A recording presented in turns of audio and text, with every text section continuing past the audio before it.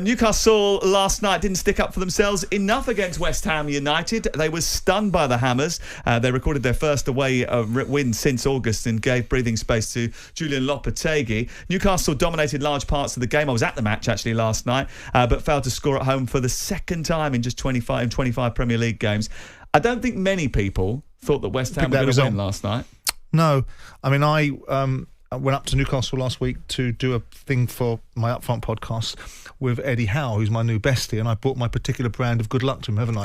Every boxer that I ever tip loses, and everyone I come near in a football club tends to go the opposite way. I was surprised at the result. You know, they've been in decent form. You saw before the game a lot of recognition of Isak. I know they did it a couple of weeks earlier with Anthony Gordon, with this culture of celebrating and lionising their players, and then ultimately a new contract comes on the offing straight afterwards. But I had felt that Newcastle were regaining their poise in recent weeks. That happened. And I'm, not just because I spent time with Eddie, I think he's a very capable operator. I still feel the challenges for him will he be able to take Newcastle to the promised land that their ownership, I suspect, bought the club for in the first place, and that might be a construct of the rules alongside whether Eddie can deliver it. But I was surprised by the result. And Lopetegui, I'm not an admirer of his. I think he's okay. And I think he struggled at West Ham because the expectations were that you were going to see this immediate shift from what people perceived to be the monotony of the David Moyes way, which brought relative levels of success to West Ham, which were successes they hadn't had for some time, to a departure with Lopetegui. But he's got a result. It's a good result. Now, whether they can build on it, difficult because West Ham are playing Arsenal on the weekend. Yeah, Eddie Howe did say, it was all about scoring goals, and he hasn't scored enough goals 13 times in 12 Premier League games to date. That's not enough. And actually, I think it would have been different had that early goal, which was chalked off for a narrow offside, counted. Well, them's the rubs. I mean, ultimately, goals get disallowed. If it's not a goal, it's not a goal. So we can't look at what could have happened. We've got to look at what did happen. And you've got players in that side that are perceived to be very effective. The chances that Newcastle create, I think, and statistics, you can die in a ditch with statistics, but the statistical analysis tells you that Newcastle, create the 9th amounts of chances in the Premier League. So with that in mind, they're not scoring enough goals, and you have to look at the players that they're celebrating, Isak being one of them. Yeah, I mean, it's only recently that he started to find the back of the net player, after a problem with his toe. He had a broken toe earlier in the season. I think that hampered his development. But actually, I think it was one of those nights last night where you can do a lot of good things but not necessarily get your rewards. And then when you've tried everything, you sort of run out of ideas. And that's what Newcastle looked like after 60 minutes last night. Don't concede goals. Don't lose the game. And they've never conceded a goal this season from a corner before, and they did so after 10 minutes. It certainly relieved a little bit of pressure on Julian Lopetegui, who spoke to us last night straight after the match and said, yeah, he's been feeling it.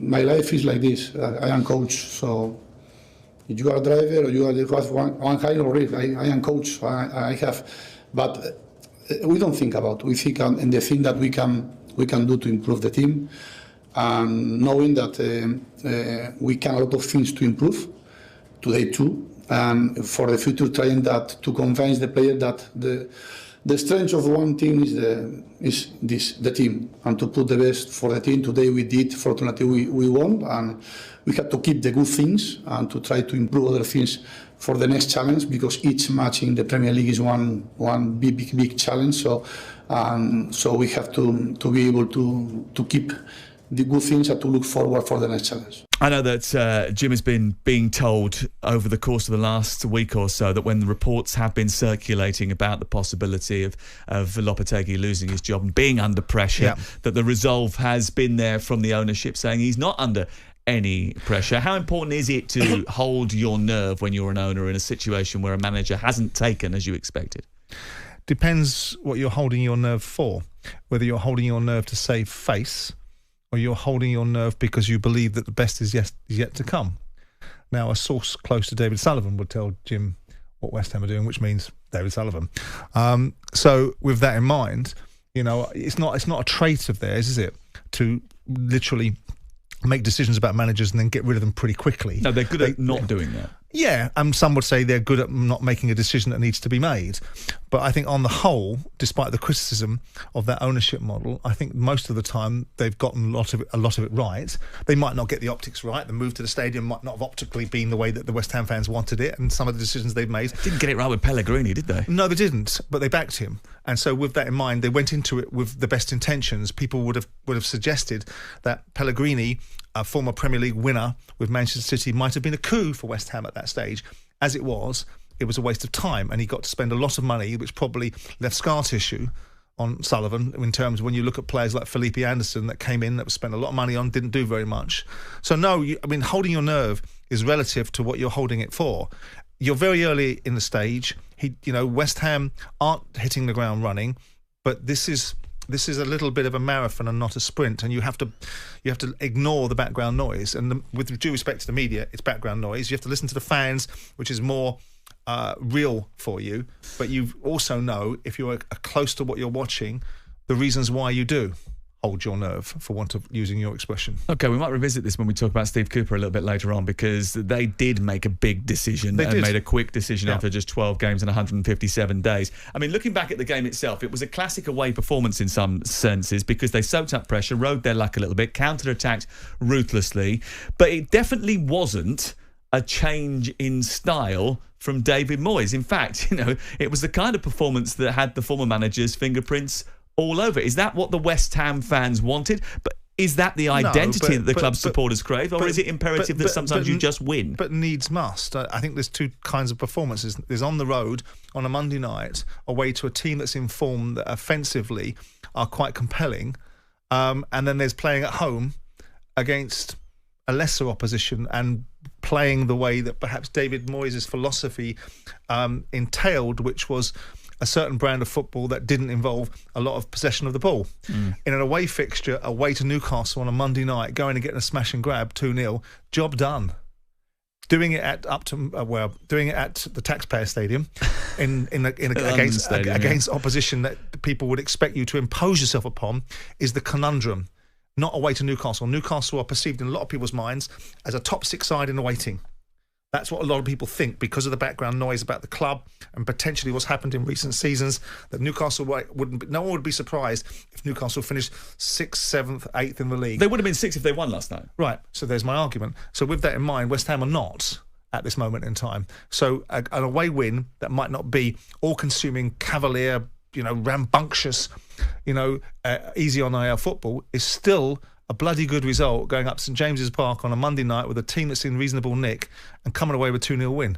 And I don't think West Ham fans that are part of the away support would bring that back with a grudge, saying it was a bit like Moyes.